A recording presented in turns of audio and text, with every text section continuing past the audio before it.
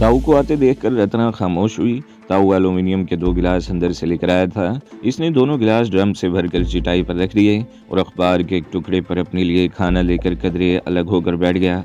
क्या लिखा है पत्र में? वो मेरी तरफ देखते हुए बोला। लोगन बोलत हैं कि आतंकवादियों को पनाह देने वालों को भी गोली मार दी जाएगी। हाँ ताऊ, पत्र में कुछ ऐसी ही बातें लिखी हैं। मैंने रत्ना से अखबार लेते हुए कहा। अखबार के पहले सफ़े पर होटल में होने वाली तबाहकारी की भी कई तस्वीरें थीं और ब्लैक कैट कमांडोज और पुलिस एहलकारों की भी, जिन्हें अपनी सरगर्मियों में मसरूफ़ दिखाया गया है। ऐसे लोगों को पनाह नहीं देनी चाहिए ताऊ, मैंने बात जारी रखते हुए कहा। देश के दुश्मनों को तो वाकई गोली मार देनी चाहिए। हाँ भाया, देश के दुश्मनों के साथ होना तो ऐसा ही चाहिए, ताऊ ने कहा। और फिर बातों ही बातों में मैंने बूढ़े कुशवान को बता दिया कि हम चंद रोज़ यहाँ रहना चाहते हैं और इसका खर्चा भी हम देंगे। बात दरअसल ये है ताऊ, मैंने कहा, मेरे पिताजी इन काली वर्दी वालों से ज़्यादा जालिम और शफाक आदमी हैं। उन्होंने हमें घर से निकाल दिया था, मगर इस वक्त वो सख्त गुस्से में थे। गुस्सा ठंडा हो जाने के बाद वो अपने फैसले पर पछता रहे होंगे और उन्होंने भी हमारी तलाश शुरू करा दी होगी, मगर हम अब घर वापस नहीं जाना चाहते। पिताजी ने मुझे जायदाद से आग कर देने की धमकी दी है। मुझे जायदाद की ज़रूरत नहीं, मैं अपने पैरों पर खड़ा होना चाहता हूँ। मैं पिताजी को बता दूंगा कि मैं इनके बगैर भी बहुत कुछ कर सकता हूँ। मैं लानत भेजता हूँ इनकी जायदाद पर। इस जैसी सुंदर नारी के लिए जायदाद तो क्या दुनिया पर भी लानत भेजी जा सकती है, ताऊ ने मुस्कुराते हुए कहा। वो साथ साथ कचौरी, बाजी और तंदूरी रोटियों से भी इंसाफ करता जा रहा था। शायद कई रोज़ बाद इसे इस तरह पेट भर खाने को मिला था। तुम लोगन कोई फिक्र ही मत करो, वो कह रहा था, जितने दिन यहाँ रहना चाहे रहो, मगर मुझे दुख है कि मैं तुम प्रेमियों की कोई सेवा नहीं कर सकूंगा।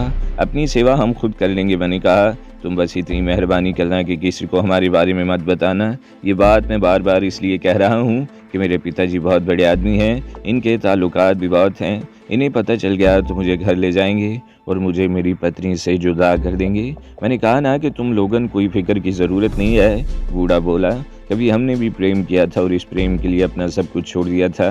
किसी को पता भी नहीं चलेगा कि तुम लोग यहाँ हो। जितनी रोज़ चाहो यहाँ रहो, बल्कि मैं तो कहता हूँ कि यही रह जाओ। कोई काम धंधा न मिले तो मेरी बग्गी चलाते रहना, 2 वक्त की रोटी तो मिल ही जाएगी।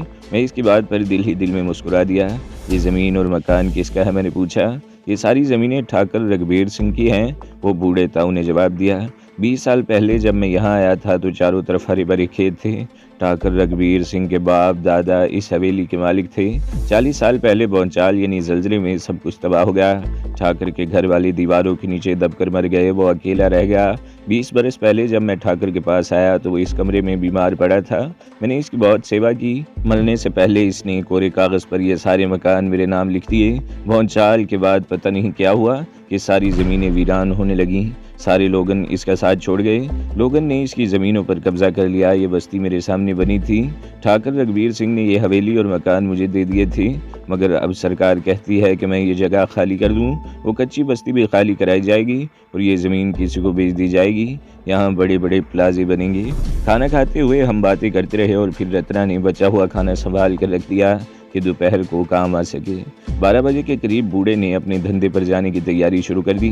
मैंने इसे कुछ रकम दी कि वो चादरें, ज़रूरत की कुछ और चीज़ें और रात के लिए खाना ले आए। मैंने इसे ये ताकीद कर दी कि वो कोई भी चीज़ इस बस्ती से न खरीदे। बूढ़ा बग्गी लेकर चला गया। हमारे पास करने के लिए कोई काम नहीं था, सिवाय इसके कि बकाइन की ठंडी छाँव में चटाई पर पड़े ऐंठते रहें। यूँ तो ये जगह हमारे लिए महफूज थी, बकौल ताऊ के इस तरफ कोई आता भी नहीं था, लेकिन ये खदशा बहरहाल मौजूद था कि बस्ती का कोई आदमी या बच्चे किसी वक्त इस तरफ आ सकते थे।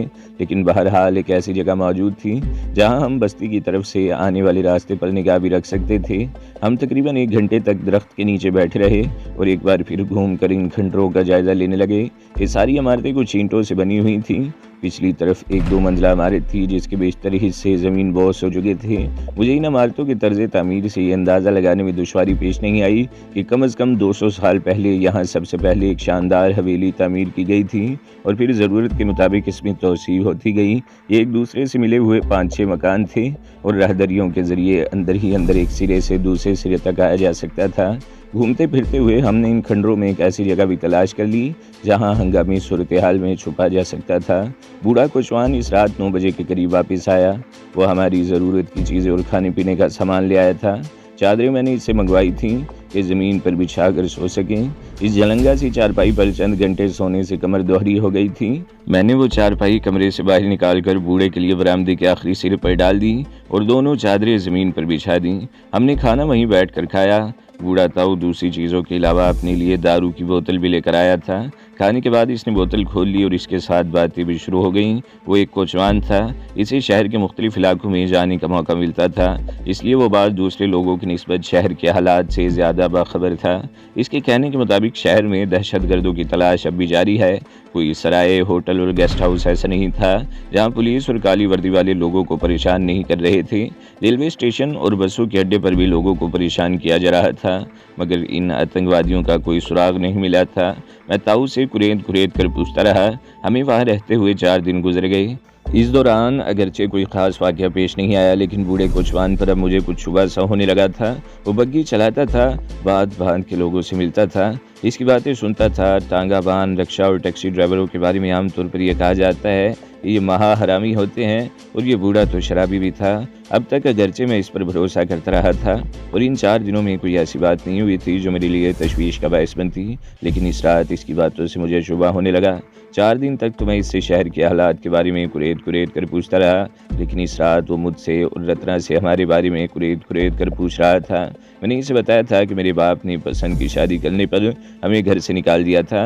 अब वो मेरे बाप और रत्ना के माँ बाप के बारे में पूछ रहा था। बातों बातों में इसने हमें यह भी एहसास दिलाया कि पुलिस और काली वर्दी वालों को जिन दहशतगर्दों की तलाश है, इनमें खूबसूरत औरत और एक मर्द शामिल है। मेरा ख्याल है इसे अब हम पर शुबा होने लगा था और अपने शुबे की तस्दीक के लिए ही वो हमसे कुरेद कुरेद कर सवाल कर रहा था। मैं इसे बेवकूफ़ या सीधा साधा तो पहले भी नहीं समझता था, लेकिन अब ये एहसास शिद्दत इख्तियार करता जा रहा था कि वो हमारे बारे में कुछ जान चुका है। बूढ़े कोचवान पर शुबा हो जाने के बाद मेरा सुकून रुखसत हो गया था। हमें फौरी तौर पर अब किसी और ठिकाने का बंदोबस्त करना था और यहाँ से बाहर निकले बगैर हम कोई ऐसा बंदोबस्त नहीं कर सकते थे। लेकिन अब सूरत हाल ऐसी थी कि बाहर निकले बगैर चारा नहीं था। अगले रोज़ जब बूढ़ा कोचवान बग्गी लेकर चला गया तो मैं और रत्ना भी इन खंडरों की पिछली तरफ निकल आए, जहाँ झाड़ियों से पिटे हुए मैदान की दूसरी तरफ बुलंद इमारतें नजर आ रही थीं। मैदान में झाड़ियों के बीच एक पगडंडी सी बनी हुई थी। हम दोनों आगे पीछे चलते रहे। मैदान अबूर करने के बाद आबादी शुरू होते ही हम अलग हो गए। मैं आगे था और रत्ना तकरीबन 10 गज पीछे। इस तरह हम ये तासुर देना चाहते थे कि हमारा एक दूसरे से कोई ताल्लुक नहीं है। इकट्ठे होने की सूरत में हम पर किसी किस्म का शुबा किया जा सकता था, क्योंकि पुलिस को एक जवान आदमी और एक खूबसूरत औरत की तलाश थी। वो बहुत शानदार इलाका था। बुलंदो बाला इमारत और रिहायशी फ्लैट और नीचे बड़े बड़े स्टोर वगैरह थे। कई रेस्टोरेंट भी थे। मैंने एक मरतबा पीछे मुड़कर देखा और एक मायारी किस्म के रेस्टोरेंट में दाखिल हो गया। पिछले 4-5 दिनों के दौरान हम अच्छी चाय पीने को तरस गए थे। बूढ़ा कोचवान रात को आते वक्त कहीं से चाय तो ले आता था, मगर बदजायका चाय ठंडी होकर कुछ और भी बदजायका हो जाती थी। इसलिए मैंने सोचा था कि सबसे पहले एक कप चाय का हो जाए। अंदर दाखिल होते ही मैं ठटक कर रह गया। दरवाजे के शीशे पर अंदर की तरफ एक कागज़ लिखा हुआ था, जिस पर हिंदी और अंग्रेज़ी ज़ुबानों में लिखा हुआ था, एक वेट्रेस की ज़रूरत है जो अंग्रेज़ी बोल सकती हो। खूबसूरती को इजाफी सलाहियत समझा जाएगा। मैंने मुड़कर एक बार फिर पीछे आती हुई रत्ना की तरफ देखा और दरवाज़ा खोलकर अंदर दाखिल हो गया। खासा वसी और ईज़ हॉल था, जिसमें एक दूसरे से फासले पर मेज़ें बिछी हुई थीं। 2 दीवारों के साथ प्राइवेट कैबिन भी बने हुए थे, जिनके सामने पर्दे गिरे हुए थे। बल्बों पर रंगीन शेड्स लगे हुए थे। मध्यम रोशनी की वजह से माहौल कुछ सैर आगे सा हो गया था। एयर कंडीशंस की वजह से अंदर की फिजा हल्की सी खनकी थी। कई मेज़ों पर ग्राहक बैठे हुए थे, ज़्यादातर जोड़े ही थे। मैं एक ऐसी मेज़ पर बैठ गया जहाँ शीशे से बाहर निगाह भी रखी जा सकती थी। करीब वाले कैबिन से सरगोशियाँ सुनाई दे रही थी। सिर्फ 2 मिनट बाद रत्ना भी अंदर दाखिल हुई। इसने एक लम्हे को दरवाजे में रुक कर इधर उधर देखा और मेरी मेज़ से तीसरी मेज़ पर बैठ गई। दरमियान वाली मेज़ पर एक जवान लड़की और एक अधेड़ उम्र मर्द बैठा हुआ था। वो दोनों आगे झुके सरगोशियों में बातें कर रहे थे।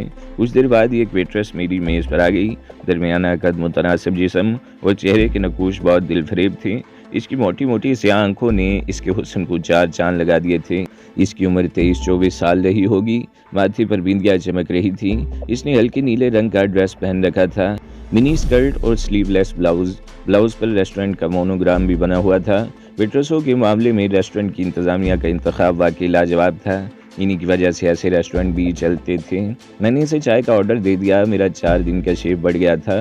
वो अजीब सी नज़रों से मेरी तरफ देखती हुई रत्ना वाली मेज़ की तरफ बढ़ गई। मैं बाएं तरफ वाली मेज़ की तरफ देखने लगा। अरे रत्ना तुम! ये आवाज़ सुनकर मैं उछल पड़ा और तेज़ी से घूमकर रत्ना वाली मेज़ की तरफ देखने लगा। मेरा दिल उछल कर हलक में आ गया। जिस्म के मसाम पसीना उगलने लगे। वही वेट्रेस बड़ी गर्मजोशी से रत्ना से हाथ मिला रही थी। रत्ना के चेहरे का रंग भी मुतगय्यर हो गया था, लेकिन इसने फ़ौरन ही अपनी कैफियत पर काबू पा लिया। यहाँ किसी शनासा का मिल जाना हमारे लिए ख़तरनाक साबित हो सकता था।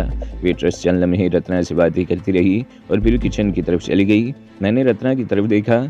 इसके चेहरे पर कुछ तमानियत सी देखकर मुझे भी कदरे इत्मीनान हुआ, लेकिन मेरा दिल अब भी धड़क रहा था। वेट्रेस तकरीबन 15 मिनट बाद किचन से बरामद हुई। इसने पहले मेरी टेबल पर मिक्स चाय का कप रखा और फिर रत्ना की मेज़ की तरफ चली गई और चाय का कप इसकी मेज़ पर रखने के बाद भी वहाँ खड़ी इससे बातें करती रही। काउंटर पर बैठा हुआ कैशियर कभी वेट्रेस को और कभी रत्ना को घूर रहा था। रत्ना की चाय ख़त्म होते ही वेट्रेस इसके पास आ गई और फिर रत्ना उठकर इसके रेस्टोरेंट के पिछले हिस्से की तरफ चली गई, जहाँ एक दरवाजे पर ऑफिस की प्लेट लगी हुई थी। वो दोनों दरवाज़ा खोलकर अंदर दाखिल हो गई। वेट्रेस तो 10 मिनट बाद वापस आ गई, लेकिन रत्ना अंदर ही रही। जैसे जैसे वक्त गुजर रहा था मेरी बेचैनी बढ़ रही थी। वेट्रेस ने मेरे सामने बिल रख दिया। मैंने बिल अदा कर दिया, लेकिन इसके बाद भी मैं बैठा रहा। वेट्रेस इधर उधर आते जाते मुझे घूरती रही। इसके ख्याल में मुझे बिल अदा करके उठ जाना चाहिए था। तकरीबन 40 मिनट बाद रत्ना दफ्तर से बाहर निकली। इसके होंठों पर मुस्कुराहट थी।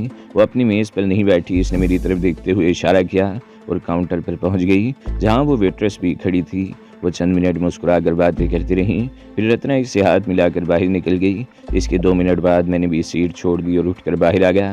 रत्ना तकरीबन 20 गज आगे गली के मोड़ पर खड़ी हो गई। मुझे देखकर वो गली में मुड़ गई थी। मैं भी 15-20 गज का फासला देकर इसके पीछे चलने लगा। ये गली ज़्यादा दुश्वार नहीं थी। यहाँ इन बुलंदो बाला इमारतों के रिहायशी हिस्सों के गेट थे। इन इमारतों के पीछे बंगले थे। बुलंद इमारतों से आगे निकलकर रत्ना एक और गली में मुड़ गई। यहाँ दोनों तरफ बंगले थे और ज़्यादा लोगों की आमदरफ्त नहीं थी। मैं तेज़ तेज़ कदम उठाता हुआ रत्ना के साथ मिल गया। ये वेट्रेस कौन थी? तुम्हें कैसे जानती थी? मैंने इसके साथ चलते हुए पूछा। इसका नाम कन्या कुमारी है, रत्ना ने जवाब दिया। तुमसे मुलाकात से तकरीबन 3 महीने पहले ये मेरे साथ माउंट आबू के प्रेम निवास रेस्टोरेंट में काम करती थी, लेकिन फिर मैनेजर से झगड़ा हो गया और ये नौकरी छोड़कर चली गई। वो चंद लम्हों को खामोश हुई, फिर बात जारी रखते हुए बोली, कन्या कुमारी बहुत अरसे से यहाँ काम कर रही है। इस रेस्टोरेंट को एक वेट्रेस की ज़रूरत है। वो मुझे मैनेजर से मिलवाने ले गई थी। मुझे तो नौकरी मिल गई और रिहाइश का बंदोबस्त भी हो गया है। कहाँ मेरा मतलब है रिहाइश का बंदोबस्त? मैंने पूछा। कन्या कुमारी होटल के सामने वाली गली में वाक़ई एक इमारत के फ्लैट में रहती है, रत्ना ने बताया। पहले इसके साथ कोई और लड़की रहती थी, वो कहीं और चली गई, अब वो अकेली रहती है। इसने पेशकश की है कि हम आधा किराया देकर इसके साथ रह सकते हैं। तुमने मेरे बारे में भी बताया था? मैंने पूछा। हाँ, मैंने कहा था कि मेरा एक दोस्त भी मेरे साथ रहेगा। मैंने इस वक्त तुम्हारी निशानदेही नहीं की थी, रत्ना ने कहा। इसने मुझे पता समझा दिया है। वो 4 बजे ड्यूटी से ऑफ होगी। हमें कम से कम 5 बजे तक घूम फिर कर वक्त गुजारना है। वो तुम्हारे बारे में कुछ और तो नहीं जानती? मेरा मतलब है। बिल्कुल नहीं, रत्ना मेरा मतलब समझकर बोली। वो इन वाक़यात से पहले ही माउंट आबू से जा चुकी थी। मैंने इसे बताया था कि मैं भी 1 महीना प्रेम निवास रेस्टोरेंट की नौकरी छोड़ दी, वहाँ से जयपुर चली गई और 2 दिन पहले यहाँ आई हूँ। इस वक्त तकरीबन 2 बजे थे और हमें कम से कम 3 घंटे और गुजारने थे और ये वक्त भी हमने बाज़ार में घूमते ही गुजारा था। इस तरह एक दूसरे से दूर रहकर चलते हुए इस दौरान हमने एक रेस्टोरेंट में एक दूसरे से दूर बैठकर खाना भी खा लिया था और फिर ठीक 5 बजे हम इस रेस्टोरेंट के सामने सड़क के पार एक गली में दाखिल हो गए। इस मरतबा रत्ना मुझसे आगे थी। वो एक इमारत के गेट में दाखिल हुई तो मैं भी इसके पीछे ही था। कन्या कुमारी का फ्लैट दूसरी मंजिल पर था। वो घर पहुंच चुकी थी। बेल बजाते ही दरवाज़ा खुल गया। रत्ना अंदर दाखिल हुई तो इसके पीछे ही मैं भी अंदर घुस गया और धड़ से दरवाज़ा बंद कर दिया। कन्या कुमारी मुझे देखकर बदहवास सी हो गई। वो शायद चीखना चाहती थी, मगर रत्ना जल्दी से बोली, डरो नहीं कन्या, यही है मेरा दोस्त विजय मल्होत्रा।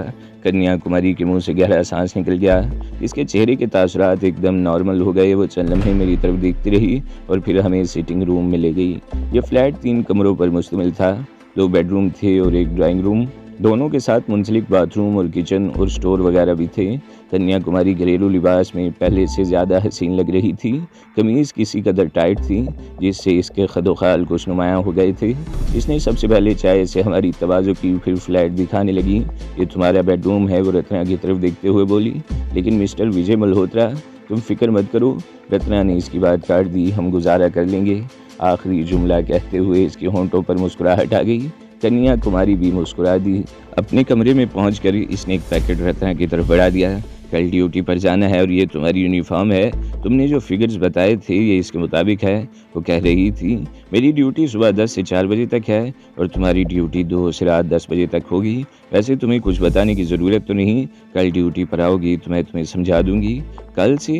रत्ना के लहजे में किसी कदर हैरत थी। हाँ, वक्त ज़ाया करने का क्या फ़ायदा, कल से काम शुरू कर दो, कन्या कुमारी ने कहा। वो दोनों वहीं बैठ कर बातें करने लगीं और मैं दूसरे कमरे में आकर बिस्तर पर लेट गया और कुछ ही देर बाद मेरी आंख लग गई। मुझे रात 9 बजे के करीब जगाया गया। इस वक्त कन्या कुमारी खाना तैयार कर चुकी थी। मैं बाथरूम में घुस गया। ठंडे पानी के गुस्ल से मेरी कुशलमंदी दूर हो गई। हमने ड्राइंग रूम में बैठकर खाना खाया और फिर वहीं बैठे देर तक बातें करते रहे। एक हफ्ता गुजर गया, कोई गड़बड़ नहीं हुई। कन्या कुमारी काबिल एतमाद साबित हुई। वैसे भी इसे हमारी असल कहानी का इल्म नहीं था, इसलिए इसकी तरफ से कोई ख़तरा नहीं था। मुझे बकौल शख्स इन दोनों चुपड़ियाँ और दो मुयस्सर थीं। 2 बजे तक रत्ना मौजूद होती और 4 बजे के बाद कन्या कुमारी आ जाती। वो कोई नेक परवीन नहीं थी, तीसरे ही रोज़ मेरी बाहों में आ गई थी। दिन के वक्त मैं बहुत कम निकलता था, अलबत्ता रात को 8-9 बजे के करीब बाहर निकल कर मुख्तात अंदाज में टहल लेता। एक रात हम बैठे बातें कर रहे थे कि शोभा का जिक्र निकल आया। वही शोभा जिसकी उरियां तस्वीर हमने मोटेल की हिट में देखी थी, वो मुखराज ही में है। कन्या कुमारी ने कहा, मोटेल वाले सेठ अडवाणी का शहर में भी बहुत बड़ा होटल और नाइट क्लब है। शोभा नाइट क्लब में डांस प्रोग्राम देती है। हाँ, वो बड़ी अच्छी रकासा है, रत्ना ने कहा। इसकी ख्वाहिश थी कि इसे किसी क्लब में काम मिल जाए, लेकिन वो चंद लम्हों को खामोश हुई, फिर इसकी तस्वीर के बारे में बताने लगी।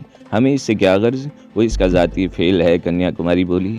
वैसे वो भी अच्छी लड़की है, मुझसे कभी कभार मुलाकात होती रहती है। कहो तो तुम्हारी मुलाकात करा दें, कभी कभी तुम्हारा जिक्र भी होता रहा है, देखा जाएगा, रत्ना ने कहा। रत्ना ने अगरचे बात टाल दी थी, लेकिन इससे अगले दिन रात 11 बजे के करीब हम एक आलीशान कोठी में एक शानदार ड्राइंग रूम में बैठे हुए थे। ये शोभा की कोठी थी और वह इस वक्त हमारे सामने बैठी थी। वो अगरचे ढंग के लिबास में थी, मगर मैं चश्मे तसव्वुर से इसे इस तस्वीर के रूप में देख रहा था। इन तीनों में पुरानी बातें होती रहीं और फिर रात 1 बजे के करीब शोभा ने अपनी शानदार गाड़ी में हमें कन्या कुमारी के फ्लैट वाली बिल्डिंग के सामने ड्रॉप किया था। 2-3 रोज़ और गुजर गए। मैं अक्सर इस बूढ़े कोचवान के बारे में भी सोचता हूँ, जो हमारे चक्कर में पड़कर न जाने किन पुरस्कार सरगर्मियों में मसरूफ़ हो गया था, लेकिन हमने बरवक्त इससे पीछा छुड़ा लिया। एक रात शोभा कन्या कुमारी के फ्लैट पर आ गई। वो अगले रोज़ हमें रात के खाने पर मधु करना चाहती थी। रत्ना और कन्या कुमारी इनकार न कर सकी। अगले रोज़ रत्ना को रेस्टोरेंट से छुट्टी करनी पड़ी। अगर कन्या कुमारी की सिफारिश न होती तो इसे छुट्टी न मिलती। हम रात 9 बजे शोभा की कोठी पर पहुंच गए। हमारे अलावा कोई और मेहमान मधु नहीं था। 9:30 बजे हमने खाना शुरू किया ही था कि एक मुलाजिम ने आकर शोभा के कान में सरगोशी की। ठीक है, आने दो इन्हें, शोभा ने ऊंची आवाज़ में कहा। फिर बारी बारी हम तीनों की तरफ देखते हुए बोली, हमारी एक मुश्तरका दोस्त आई है जिससे मिलकर तुम लोगों को यकीनन बहुत खुशी महसूस होगी। मुलाजिम बाहर चला गया। मैं न जाने क्यों अपने आप में बेचैनी सी महसूस करने लगा। रत्ना की आंखों में भी उलझन सी उभर आई। शायद वो भी सोच रही थी कि मुश्तरका दोस्त कौन हो सकती है। हमें ज़्यादा इंतज़ार नहीं करना पड़ा। 2 मिनट बाद दरवाजे का पर्दा हटा और 3 अफराद अंदर दाखिल हुए। मेरा दिल उछल कर हलक में आ गया। मैंने रत्ना की तरफ देखा, इसका चेहरा भी एकदम सफ़ेद पड़ गया। मैं आने वालों की तरफ देखने लगा। इनमें एक बेला थी और 2 ब्लैक कैट कमांडोज। इन दोनों ने सब मशीन गन्नें हमारी तरफ तान रखी थी। तो दोस्तों, अगली किस्त सुनने के लिए हमारे चैनल को ज़रूर सब्सक्राइब करें, वीडियो को लाइक करें और बेल के आइकन पर भी क्लिक कर दें, ताकि हर जो आने वाली वीडियोज़ हैं वो आपको सबसे पहले मिलती रहें।